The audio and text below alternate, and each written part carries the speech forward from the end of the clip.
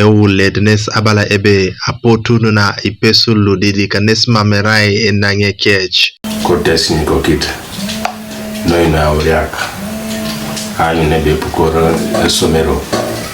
Ukaro angona nbibwe kirobongo somero. Palsa secondary school. Bodumuta pesuru auni ngopoto opotutu. Konya jok supporta somengit. At least each of them qualifies aloste.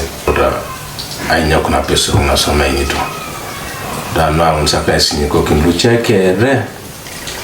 De mama poto era ibornes smiki okaloso somero.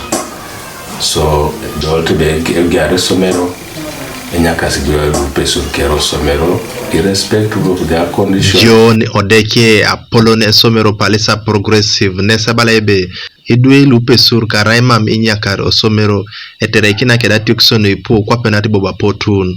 Kotona inyakar idwe lu osomero nara imeno na inyakar idwe lu osomero apolokeze ebeti bidwe lu apotun ate potuti idwe lu apolokeze bigara mana no alaro ebeta iko na ayatakini eraundo do aichake do aichakai ochalon so ekotona inyakar idwe lu osomero teteriwa nyino niboni be mambo boni idwe le beta potun kede idwe ngulu ya dautu na dum na tokisikata ngene idwe kwa nguna dauta dum na experience ibongunete kwa idwe nguna bona ishomo kopiriara chut o mama ibo bidi Habat Dakasi Eurian Kodisalo Palisa nesebalebe idwe nwe potu nenete kosodeta bongoro somero neserasi duele perote babonki na shuman kodocho. We must face the situation as is.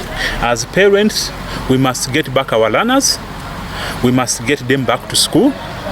Getting pregnant is not the end of life. We have so many success stories of people who have gotten pregnant and still gone back to school and pursued their careers and became very important people in this world.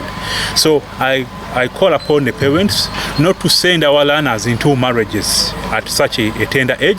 Kanuka TV East, David William Mukiria, Kodistalo Palisa, Aijana Kinatekier.